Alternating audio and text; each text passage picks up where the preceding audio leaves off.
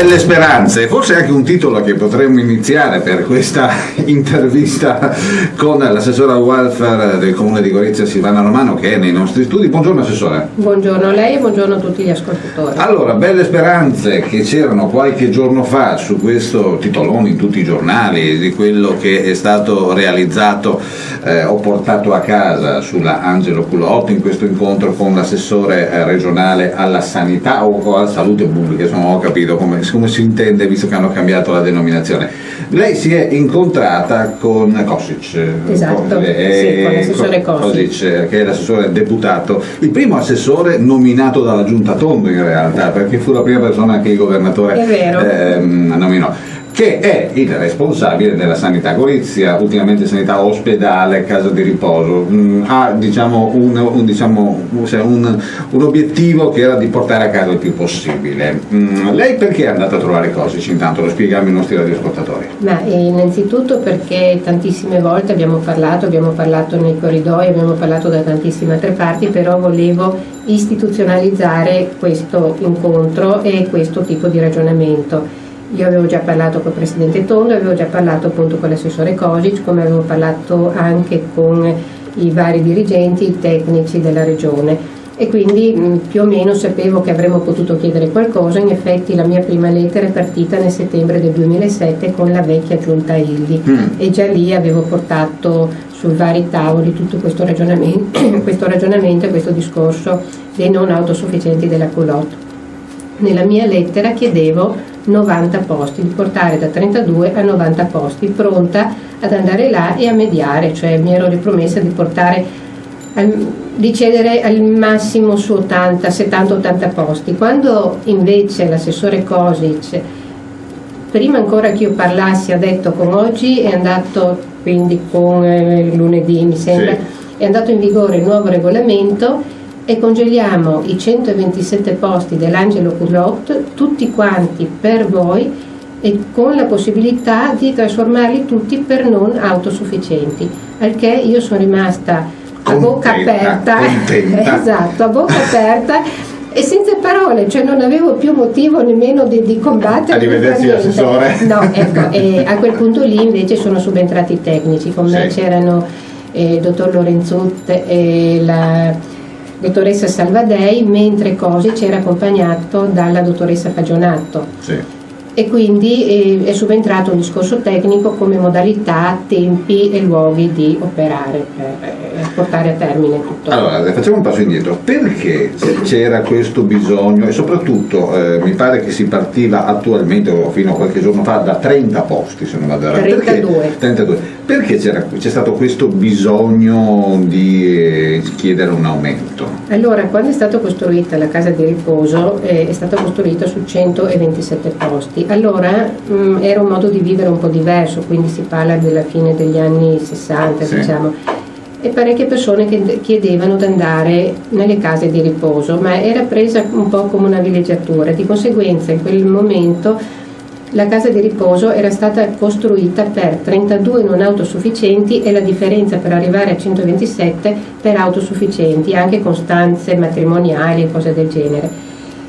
Col passare del tempo, anche con le nuove norme legislazioni regionali e anche nazionali comunque, e il modo di vivere della gente, il tutto è cambiato. La gente preferisce rimanere fino al massimo nella propria abitazione, e io lo trovo una cosa correttissima, giustissima, eccetera eccetera, ed andare a usufruire delle case di riposo solamente quando non è più gestibile in casa. Detto questo, però, purtroppo noi, l'Angelo Culotto non ha mai fatto richiesta di un aumento dei numeri per non autosufficienti, di conseguenza ci siamo trovati nella situazione disastrosa che siamo in questo momento. Spieghiamo perché gli autosufficienti ricevono un appannaggio da parte della Regione o dello Stato in questo caso? Della Regione.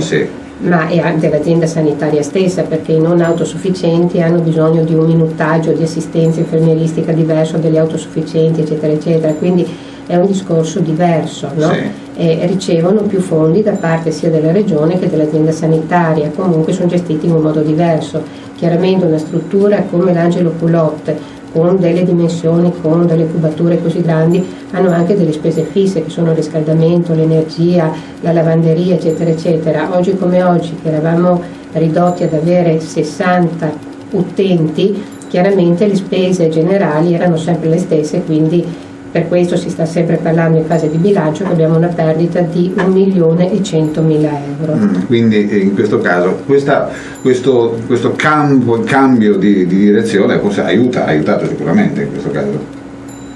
Senz'altro ha aiutato, però va detto anche che Gorizia non era mai stata tanto presa in considerazione, quindi avevo già iniziato, devo dire la verità, con l'allora assessore Beltrame a parlare di questi argomenti, avevo già ricevuto la disponibilità a parole, anche se mi ero scontrata fortemente con lui, però da parte dell'assessore Kosic ho avuto un'apertura totale a 360 gradi che onestamente non me l'aspettavo.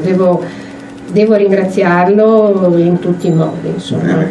Dobbiamo ringraziarlo come cittadini di Gorizia. Ecco. In questo caso perché è stato portato a casa un grande risultato, soprattutto per le persone che ne hanno bisogno e questi siamo i non autosufficienti, anche gli autosufficienti, però coloro che hanno bisogno di queste cose, attraverso questa mossa c'è stato un grosso aiuto.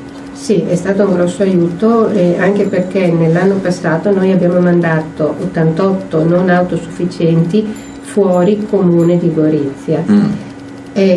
Questo non vuol dire solamente mandare fuori le persone, vuol dire anche smembrare una realtà, perché queste persone possono avere degli amici, dei fratelli che potrebbero andare a trovarli, però non possono andare a trovarli se questi vengono spostati a Cividale o quant'altro. Dico Cividale perché è la prima che mi viene in testa, mentre a Lucinico, alla Culotte, è molto più facile con l'autobus andare a raggiungere, far passare la mezz'oretta, e quindi è uno smembramento proprio della realtà del tessuto sociale goriziano. E quindi in questo caso, ribadiamo quello che ha detto l'assessore, un aumento anche della qualità della vita, in questo caso per queste persone, per le famiglie.